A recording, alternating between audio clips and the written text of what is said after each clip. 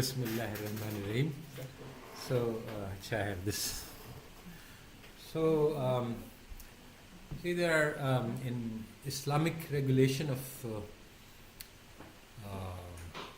enterprises, there are three parameters. One is the institutional structure, one is rules and regulations, and then there is the internal and spiritual aspect. So, I think that we have talked something about the motivation and the structures. I'd like to talk about the part that is neglected, and there is a reason why this part is neglected, even though it is essential. I mean, having honesty, integrity, morality, these are essential parts. If you don't have those, then no matter what institutions you design, no matter what rules you make, your methodology will not succeed. So, currently, we are, this whole debate, whether it should be state-owned, whether it should be private, this is completely irrelevant. All institutional structures are a mix of governmental authority combined with some private sector, and all good structures are some mixture. So these are not alternatives, and these are not mutually exclusive, and in fact, neither can function without the other. So, this even formulating the problem in this way as state sector versus private sector is misleading and leads to wrong conceptions of the solution. Now, the problem is very deep, that we are framing the problem because of the way that the problem arose in Europe, and now we are just imitating their language and their framework and their conceptual frameworks. But the basic problem is that when the secular state arose, because there were multiple communities, religious communities, and they were fighting each other continuously, very violent and very ruthless types of wars.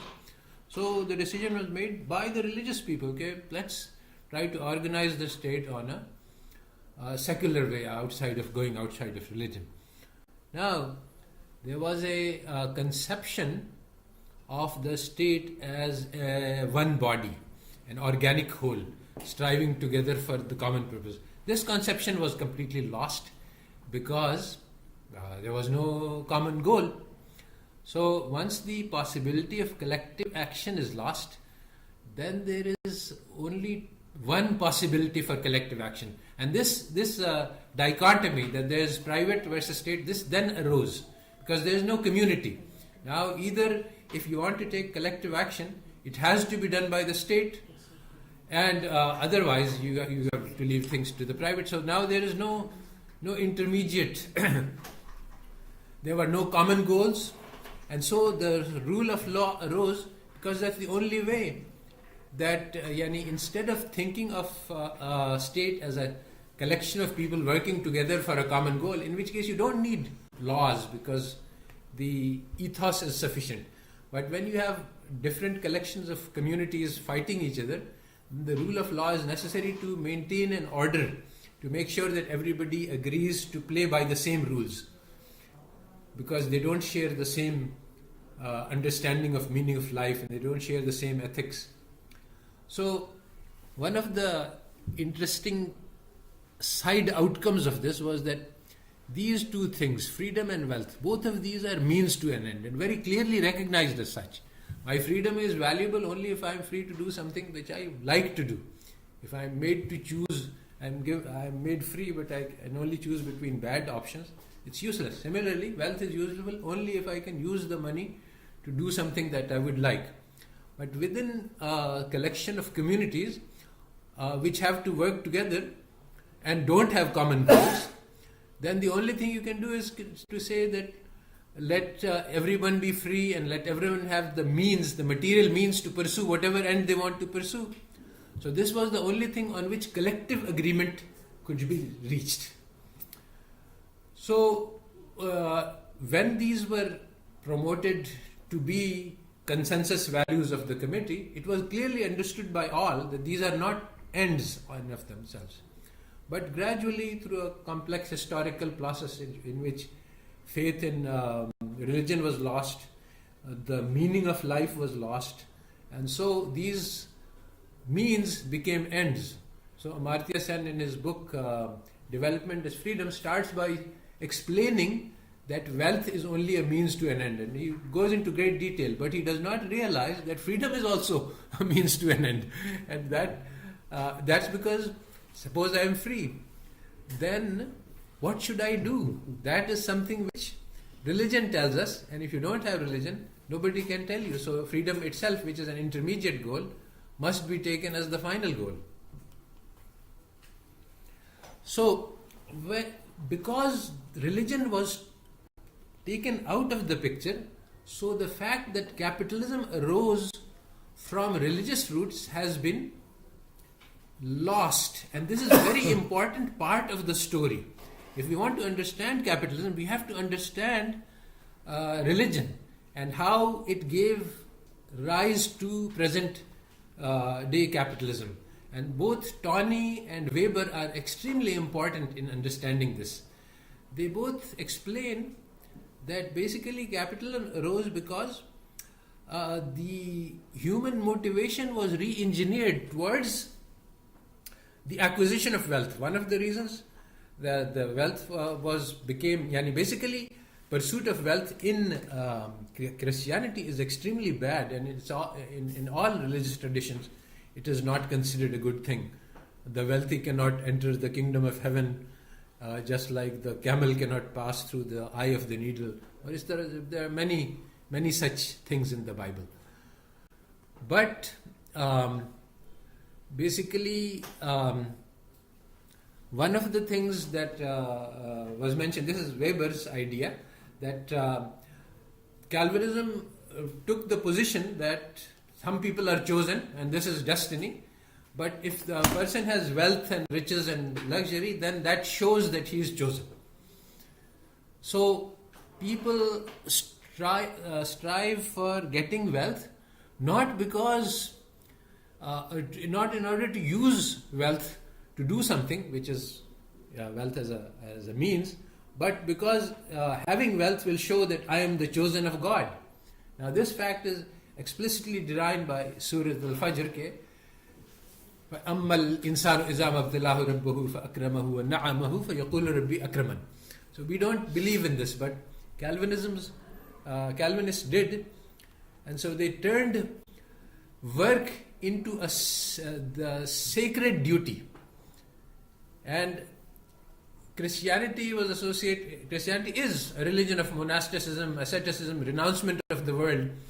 So after the Reformation, it became necessary to collectively deal with the world, and initially this sacralization of work, this turning of work into a sacred duty, was meant to be a cloak, that when you deal with the world you put this on, and when you deal with the essentials you take it off. But Weber says that this cloak became an iron cage. Work was made sacred, and now people started thinking in this way, and today people think like this. My career, my work, this is sort of the identity, sort of the core of civilization, that I identify with the work that I do. People don't work for money. People work because it gives meaning to life. Now, why does it give meaning to life? There are many things that we could do with our lives other than becoming cogs in a machine which is designed to churn out profits. But now this is the current meaning. So this iron cage has trapped us and prevents us from thinking of different ways of living in this world, being in this world. Knowledge itself was redefined due to the loss of faith that occurred in Europe. We are taught that enlightenment was the elevation of reason, but actually a better way to understand the enlightenment is that there was a shock that occurred to people because they learned that something that we all believed in, God, Akhirat, heaven, hell, these are all illusions. So they said that we cannot trust in the heart, we cannot trust in the soul anymore. This I think therefore am, this is a very strange statement if you think about it. First of all, why should I try to prove my own existence? And suppose that I were to try to prove my own existence, then if I just close my eyes, I can sense the blood rushing in my veins, my heart beating, my skin tingling. So I don't need any further proof. Thinking is a very peripheral, secondary sort of activity. I'm sleepy or many other reasons. So this idea that the only thing we can believe is things that we can reason, that's basically reflecting that I will not trust my heart, I will not trust my...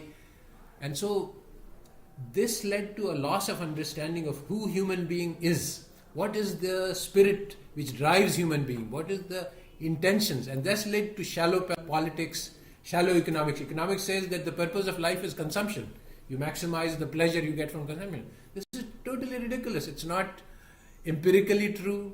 It is not normatively a good rule to follow. And this, based on this complete absurdity, the whole discipline has been concerned. Similarly for governance, the crucial issues of governance, integrity, honesty, are never mentioned.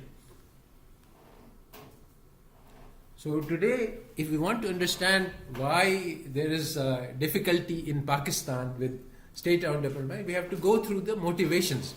And the motivation is that today's governance is a legacy of the colonial era. Macaulay's education was designed to produce people who would act on behalf of the whites. They would be very happy to oppress their own natives and they would identify with the whites. Their heart and soul would be white, even though they were brown on top. The coconut classes, one might call it. The bureaucracy and the elites, this whole system was designed for efficient extraction of revenue. The justice system, it was designed, the police was designed to keep the natives down while you extracted their blood. The bureaucracy was not designed to have initiative, creativity, responsibility for the natives. It was designed to be a power. So they are the part of the colonizers. And today also the bureaucracy thinks of themselves as the rulers of the state. And there are many books which show that there are two different races, two different classes. You go to Lums, they go out to enjoy the native dance, and people ask them that if these are natives, who are you? Now, these people are not really natives. There is our governing class, as Imran Khan said, that our elite class doesn't think of these Pakistani children as our children.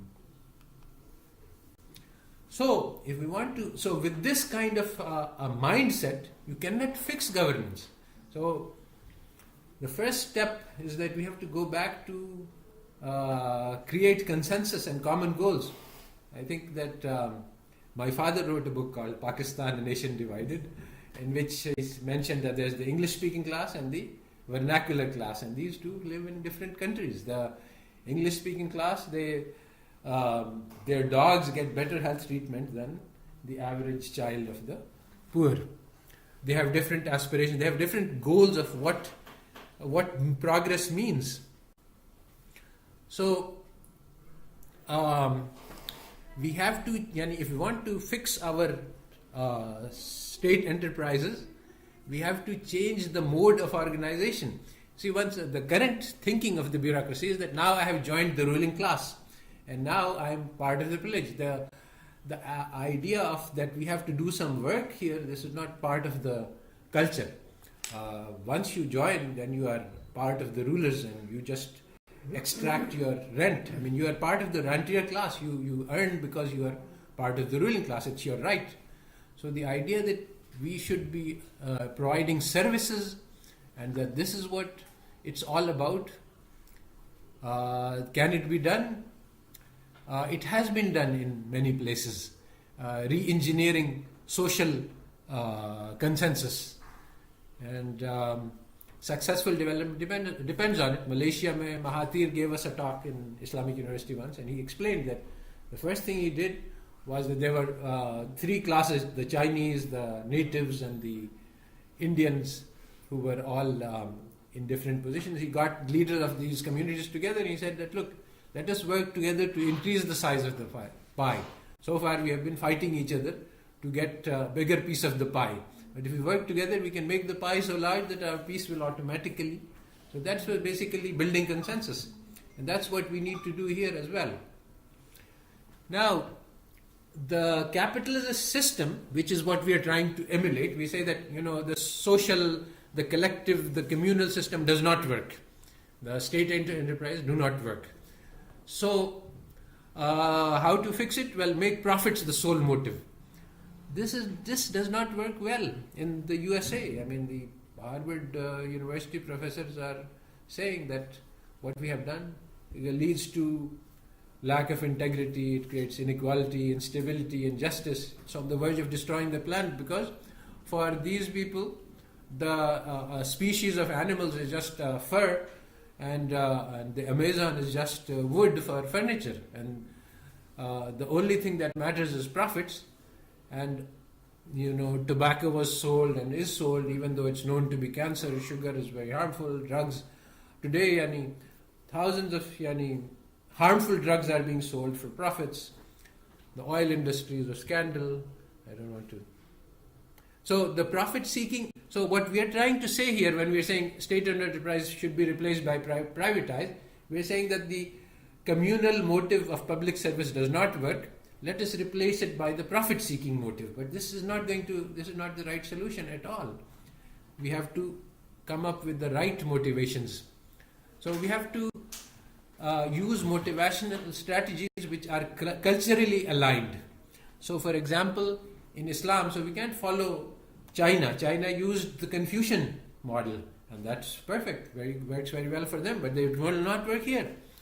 So in Islam, the Protestant ethic, the work was generated by this Calvinist ethic. We cannot follow that, but we have a work ethic of our own. Rizq halal ayn ibadat hai. What this means is that when you are working, and if you leave half an hour early, then your earnings is not halal. And this kind of feeling does exist, but it is very weak and very suppressed. It's not. So this is re-engineering motivation requires that we should work on aligning our motivations with our own culture, which would be accepted and understood. So our religion provides lots of motivational strategies. The leader of the person is the one who serves best. An example of how this was attempted, which did not work very well actually, was that there was a movement some few years ago about how the police force was designed to make sure that people didn't rebel against the colonizers. Let us now change that and call it a police service. The police is designed to protect the people from harm and to, so it should. So there was the movement, but that didn't match the culture of the police force, and this reform did not succeed. However, this is what is needed to be done. This is what we need to do at a large scale. As long as once we create this, re-engineer the motivation to be service-oriented instead of profit-oriented, then whether it's state-owned or whether it's private, we will be able to make the change. Now, in China, they have SOEs, but a large number of SOEs are strongly committed to social welfare. They have this part of their explicit goals. So it will be very difficult to privatize, because privatize means you drop the social goals and you turn to profit only. And that's not what we want to do at all. So, in fact, Istiqbal Mehdi's model does take into account non-profit motivation. So it does provide more engineering. So basically what we need to do is to find a new basis for collective action. We have to reconceptualize the models that we are using, and it's not that we want to basically what the IMF, World Bank, etc. want us to do is to make the transition from public to profit oriented capitalism. That's not the solution to our problems. In fact, public-private models have been tried here and they have failed, because neither the government is very efficient nor the private sector is very good. So what we need is community-based development, and the first successful model of this was developed by Akhtar Hamid Khan, community-driven development. We have produced world thought leaders. Mahbubul Haq is a giant figure. We don't understand, we don't appreciate him. properly, but he actually changed the direction of world thinking on development from the pure capitalist model to human development. Amartya Sen was his follower, and they developed this human capabilities approach, which is actually closely aligned with Islam. Islam is not about accumulating wealth, which is both Karl Marx and Adam Smith agree upon. It's about developing human capabilities. So, once you go to community responsibility, then we have actually in the Grameen Bank, it works on communities, social responsibility. BRAC was the first successful model of poverty alleviation, and worked on a multidimensional perspective. The many attempts all over the world were made to try to find a graduation program, a way to support the poor that they would graduate out of poverty. None of them were successful. BRAC provided the first model because it provided coordinated interventions on multiple fronts, and that was not done by anybody else. So basically, that's what we need. We need to provide thought leadership, because the world is not going to tell us how to create this consensus. The world does not have a model for this. We have to come up with our own models. We have to be creative. We have to innovate. And the our Islamic heritage has those models, but we have to learn how to use them. So that's where I live.